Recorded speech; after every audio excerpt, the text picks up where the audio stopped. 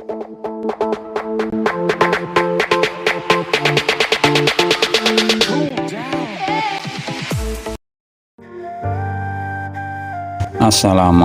warahmatullahi wabarakatuh. Alhamdulillah, sedulur, ketemu lagi dengan Berkah Family Official.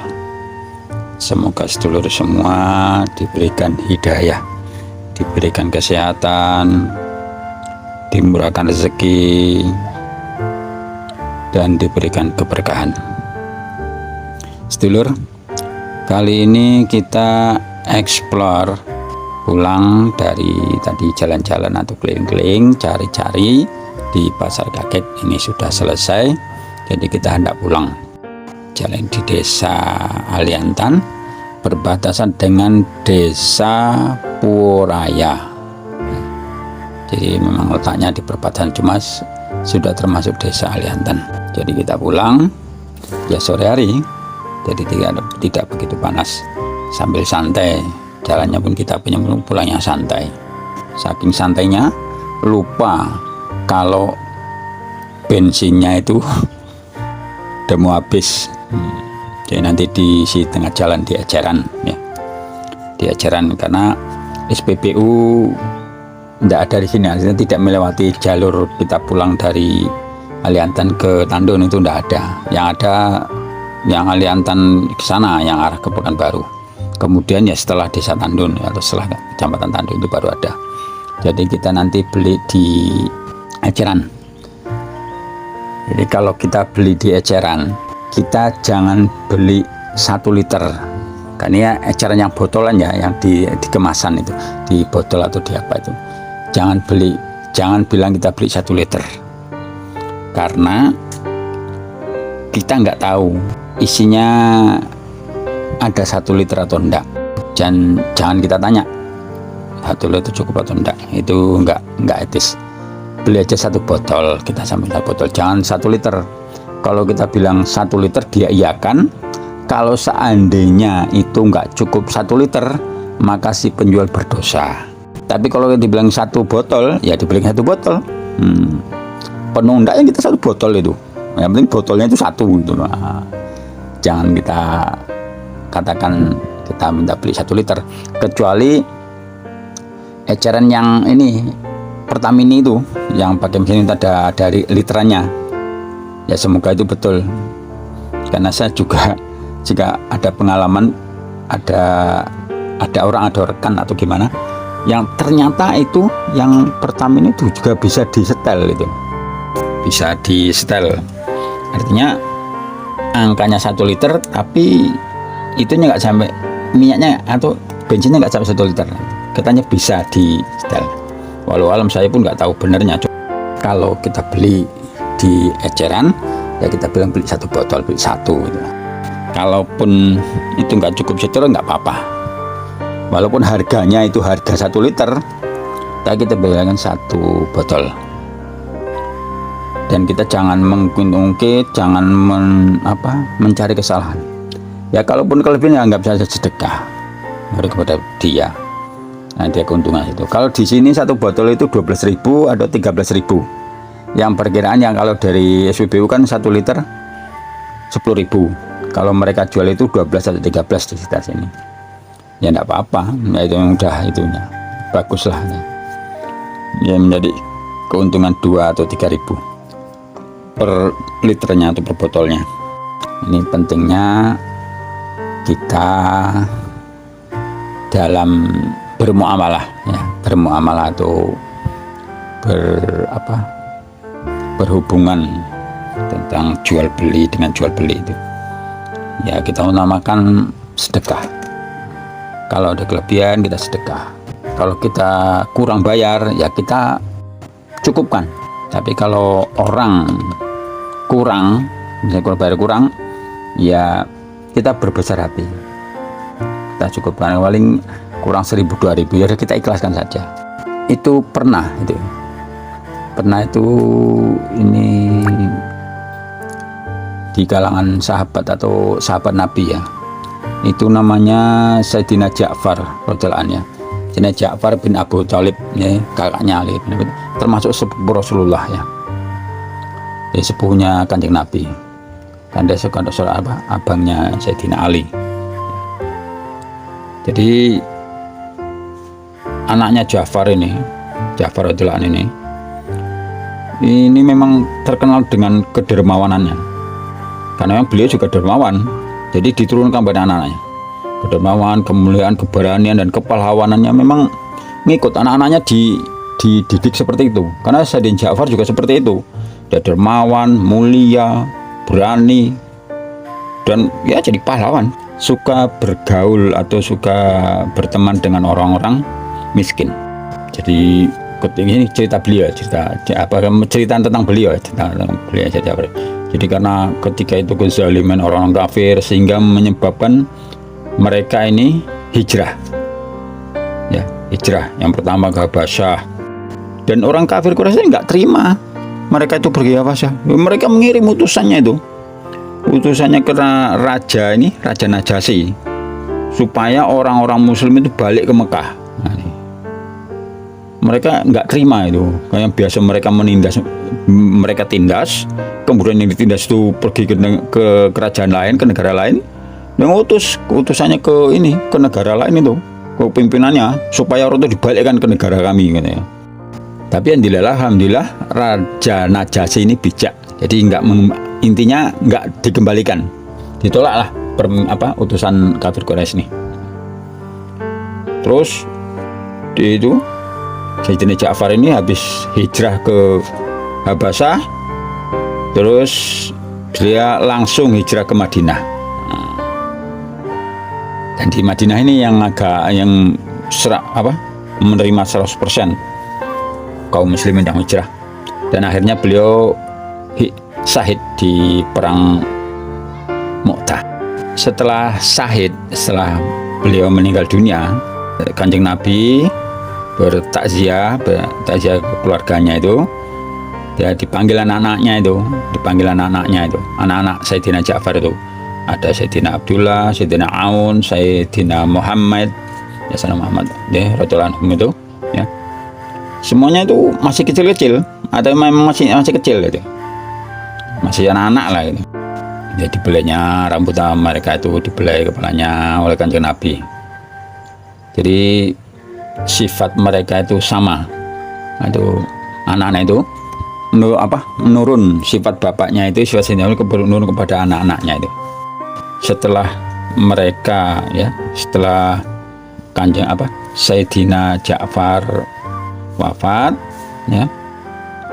Jadi sifat-sifat ini, terutama sifat-sifat Sayyidina Ja'far ini menurun kepada anaknya, terutama kedermawanannya itu, ya. Yang paling kuat kedermawanannya, yang paling kuat sifatnya itu, terutama itu Sayyidina Abdullah bin Ja'far radhiyallahu anhu.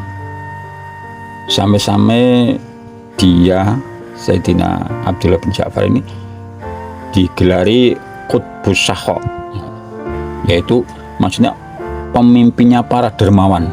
Dia waktu umur 7 tahun itu, dia sudah berbaiat kepada Kanjeng Nabi. Satu ketika Sayyidina Abdullah bin Ja'far ini,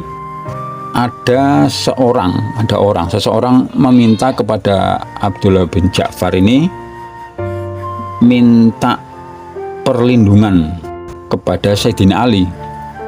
Kemudian Sayyidina Ali pun dikabulkannya permintaan ini. Sebagai ucapan terima kasih, orang tadi itu mengirimkan uang 40.000 dirham pada Sayyidina Abdullah bin Ja'far. Tapi Sayyidina Abdullah bin Ja'far menolak, nggak mau dia. Kami nggak menjual kebaikan. Jadi yang ikhlas. Kalau sekarang kan uang terima kasih, uang apa itu kan biasa sekarang kan. Kalau ketika itu Sayyidina Abdullah bin Ja'far nolak, dia nggak mau dia. Kami nggak terima, nggak jual jasa gitu lah. Ada orang kadang memberi sampai ribuan dirham, tapi seringnya dia tolak. Ada yang diterima juga karena memang orang itu nazar untuk mau memberi uang kepada Sayyidina Abu Ja'far. Ya diterima karena nazar. Begitu diterima langsung diinfakkan, dibagi-bagikan kepada orang fakir miskin. Nah, jadi begitu diterima orang yang udah pergi langsung di apa, infakkan, disedekahkan kepada orang fakir miskin ini. Pernah itu satu ketika dia itu jalan-jalan masuk ke pasar, dilihatnya ada orang yang ada pedagang itu menjual gula, jumlahnya banyak dan nampak sedih karena nggak laku. Gulanya banyak, dia sedih karena nggak laku. Terus Abdullah bin Ja'far nyuruh pembantunya untuk beli semua itu gulanya, borong semua. Setelah dibeli, diborong, langsung dibagi-bagi kepada orang-orang. Itulah kedermawanannya itu Sayyidina Abdullah bin Ja'far. Aneh, ada satu ketika Sayyidina Zubair ikut suatu peperangan, kemudian ia berwasiat kepada anaknya, namanya Abdullah juga, ya Abdullah bin Zubair. Kalau tadi kan Abdullah bin Ja'far, kepada ini anaknya Abdullah. Jadi Zubair berwasiat kepada anaknya Abdullah, jadi Abdullah bin Zubair. Dia mengatakan demikian, jadi aku, kata bapaknya, aku merasa kayaknya ini mau mati syahid. Saya minta kamu untuk melunasi utang-utangku, katanya, dan selesaikan semua urusan-urusanku, urusan utang piutang itu, muamalah itu, katanya kan. Hari itu juga dia syahid. Cuma Sayyidina Abdullah ini, anaknya nih, ya ternyata memang utang bapaknya itu banyak, 2 juta dirham lebih. Karena memang Abdullah bin Zubair ini, Sayyidina Zubair ini memang dia terkenal amanah. Jadi banyak orang nitip uang ke dia. Kalau sekarang ke bank, kalau dulu kan nggak ada bank, jadi ke orang. Jadi orang yang amanah, orang yang terpercaya, banyak orang menitip uang pada beliau. Terutama dulu Rasulullah SAW dulu ketika masih sebelum jadi nabi, dulu yang orang percaya. Jadi banyak orang kabilah-kabilah itu menitipkan uang kepada beliau karena orang amanah. Jadi orang amanah ya memang dipercaya. Jadi pada nitip uang ke situ, ibarat kalau kita bank lah sekarang kan. Nah itu. Jadi Sayyidina Zubair ini, tapi dia mengatakan kepada orang yang menitipkan itu, jadi tempat aku nggak ada tempat untuk nyimpan uang. Jadi uang ini aku anggap sebagai utangku. Jadi kapan saja kalian mau, kalian minta, silakan bilang. Nah, seperti itulah. Utangnya banyak itu, sampai 2 juta lebih, 2 juta dirham lebih. Nah, jadi karena saking banyaknya ya Sayyidina Abdullah bin Zubair ini agak-agak bingung juga. Tapi Sayyidina Zubair ini ya tahu bahwa ini kebingungan juga, nanya, nanti kalau kamu kesusahan, bilang saja sama majikanku, minta sama majikanku untuk bayar utangnya itu. Wah, heran juga anaknya kok ada majikannya. Ya Pak, majikan jenengan, majikan bapak itu siapa? Apa kata Sayyidina Zubair? Allah. Jadi majikannya Allah gitu. Oh, baru paham Sayyidina Abdullah bin Zubair. Setelah itu tahu bahwa majikannya Allah, jadi ketika susah dia minta itu, bermunajat kepada Allah. Dan akhirnya alhamdulillah semua hutang-hutang urusan beliau itu selesai semua. Semua selesai. Ya wahai majikannya Zubair, masalah ini belum selesai. Ya, maka dengan keberkahan doa itu selesai semua. Dia mintanya seperti itu. Ya majikannya Zubair, majikannya bapakku, masalah ini yang ini belum selesai. Ya besoknya selesai. Selesai semua. Pokoknya apa jadi kesulitannya, langsung ngadu majikannya. Wahai majikannya Zubair, masalah ini belum selesai.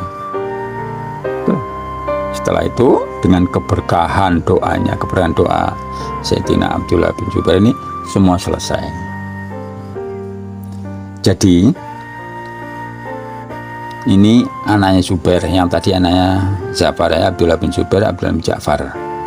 Jadi ini cerita Abdullah bin Zubair. Jadi suatu ketika dia membuka catatan, ternyata di situ ini Abdullah bin Zubair yang membuka catatan, ternyata di situ ada hutang Abdullah bin Ja'far kepada bapaknya.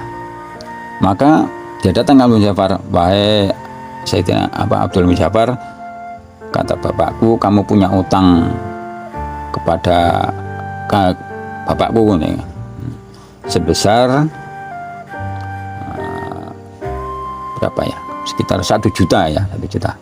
Kata Abdullah bin Ja'far, oh ya, maka langsung dibayar oleh Abdullah bin Ja'far. Setelah beberapa lama, setelah beberapa waktu, dicek lagi, ternyata salah catatannya itu. Ternyata yang hutang bapaknya kepada Abdullah bin Ja'far, bukan Abdullah bin Ja'far hutang kepada bapaknya, ternyata bapaknya yang hutang. Wah, coba kalau kita langsung ngamuk-ngamuk menyalahkan itu yang udah. Coba kalau kita seandainya jadi Abdullah bin Ja'far, rasanya dalam posisi itu, ngamuk. Ternyata enggak, malah dibayar. Ternyata salah. Jadi jumpai lagi Abdullah bin Zubair, maafkan aku, ternyata yang hutang itu bapakku, bukan kamu. Jadi ini aku bayar lagi. Kata Abdullah, ya udah nggak usah deh. Oh nggak bisa, aku harus bayar. Ya udah, kalau kamu ada kelonggaran dari kamu ya bayar, kalau nggak ya nggak apa-apa. Kata Abdullah bin Zubair, itu aku punya tanah di sana, 1 bidang tanah, itu harus sebagai bayar utangku. Oh iyalah, karena ada waktu itu memang sahabat banyak punya tanah karena menang perang itu. Iya dah, ternyata tanah itu tandus, air nggak ada, jarang hujan, tandus, nggak ada tumbuhan apa-apa. Maka Sayyidina Abdullah bin Ja'far datang ke situ dengan pembantunya, coba kamu bentangkan sajadah situ. Setelah bentang sajadah, dia sholat di situ. Ketika sujud lama sekali. Setelah selesai sholat, maka dia suruh pembantunya, coba cangkul situ, atau gali situ, digali. Begitu digali itu memancarkan air sederas-derasnya, sangat besar, mata yang sangat deras, memancurkan air itu. Masya Allah, ini sangat deras. Padahal itu tanah tandus, enggak kayaknya ya gimana ya, nggak ada ciri-ciri ada air itu. Tapi setelah dia sholat itu, dia sujud sampai lama, dia memohon kepada Allah, dengan keberkahan itu memancar air yang sangat deras. Nah itu, itulah keberkahan orang-orang dahulu, para sahabat dulu memang ya dermawan, berani, kemuliaan mereka. Mereka menganggap urusan uang, urusan keduniaan itu nggak begitu menitik beratkan. Begitu sedulur.